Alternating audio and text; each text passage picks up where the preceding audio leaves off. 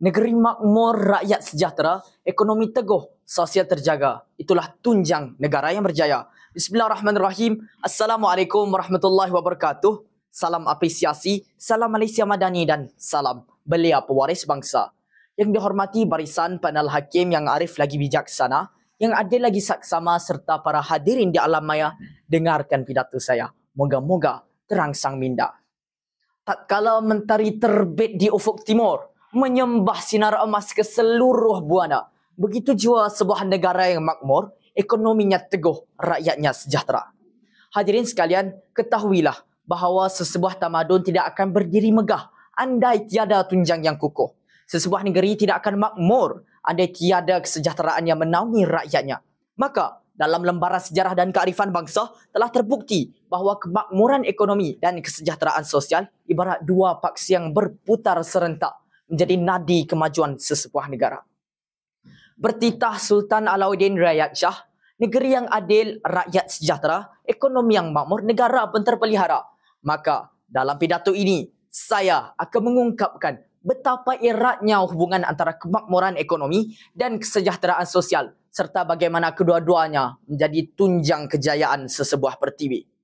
Kemakmuran ekonomi membawa arti pertumbuhan ekonomi yang stabil, peluang pekerjaan yang luas serta kestabilan dalam agihan kekayaan. Apabila sesebuah negara itu makmur, rakyatnya menikmati limpahan taraf hidup, menikmati pendapatan yang meningkat dan menikmati nama negara dipandang di persada dunia.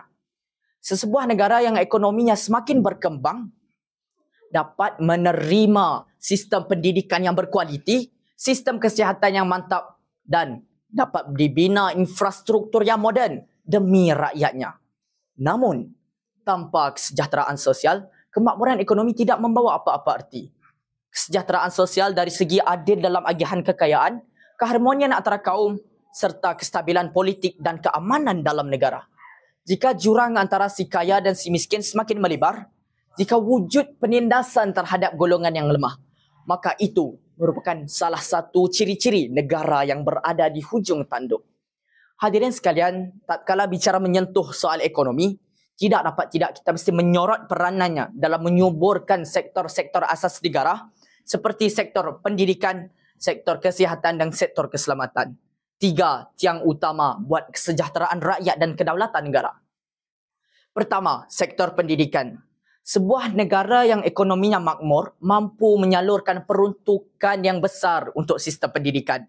Sekolah dapat dilengkapi dengan prasarana moden, guru-guru menerima latihan yang menyeluruh dan pelajar, iaitu anak watan masa depan tidak lagi terkongkong dengan kekangan kemiskinan. Ilmu pelita hidup, akal suluh jiwa. Yang kedua, sistem kesihatan. Dalam sebuah ekonomi yang semakin berkembang, sistem kesihatan turut menerima limpahan manfaat. Hospital dapat dibina dan dilengkapi dengan teknologi-teknologi terkini. Ubat-ubatan dapat diagih tanpa kompromi. Serta sistem kesihatan dapat diakses oleh setiap warga, tidak kira dari kota ke desa, dari dataran ke perbukitan. Bukankah kesihatan itu permata kehidupan? Sihat badan, sihat fikiran. Dan dari fikiran yang sihat inilah terlahirnya generasi yang cerdas dan produktif. Ketiga, sektor keselamatan. Sebuah negara tidak dapat berdiri utuh tanpa sistem keselamatan yang lengkap. Ekonomi yang stabil membolehkan kerajaan memperkasakan sistem keselamatan, membina balai melatih anggota dan memasang sistem pemantauan pintar. Namun, sistem keselamatan bukan hanya soal undang-undang, tetapi juga soal keadilan sosial. Rakyat yang hidup serba cukup dan dihargai tidak akan merusuh. Jangan sampai nasi menjadi bubur. Maka pelaburan dalam keselamatan sosial mestilah disertai dengan kesejahteraan fizikal rakyat secara holistik. Hadirin sekalian, tatkala ekonomi subur, pendidikan mekar, keselamatan terjaga dan kesihatan diperkasa, maka terbinalah sebuah tamadun yang bukan sahaja teguh di luar, malah aman dan tenteram di dalam. Ibarat taman yang dijaga rapi dari akar hingga pucuknya. Itulah yang kita impikan buat tanah air tercinta Malaysia yang madani, berilmu, berdaya tahan dan bermaruah di mata dunia. Persoalannya, bagaimanakah kita dapat memastikan keseimbangan antara kemakmuran ekonomi dan kesejahteraan sosial? Jawapannya terletak antara kerjasama kerajaan, sektor swasta dan rakyat. Kerajaan perlu merangka dasar ekonomi yang inklusif bagi memastikan peluang ekonomi dapat dinikmati oleh setiap lapisan masyarakat. Sektor swasta pula haruslah mengamalkan sikap tanggungjawab sosial korporat bagi membantu membangunkan masyarakat.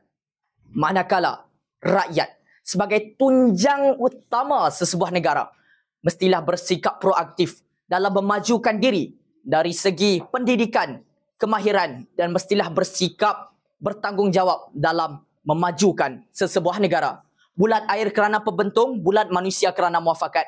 Demikianlah kepentingan perpaduan dalam membina sebuah generasi yang madani.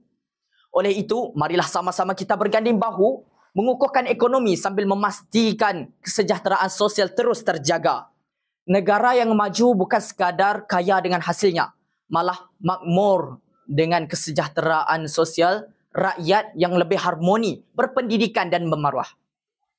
Oleh itu, sama-samalah kita memantapkan lagi generasi akan datang demi kemakmuran negara, kedaulatan negara dan demi masa depan dunia. Sekian, wallahu muwafiq ila aqwamit thariq. Wassalamualaikum warahmatullahi wabarakatuh.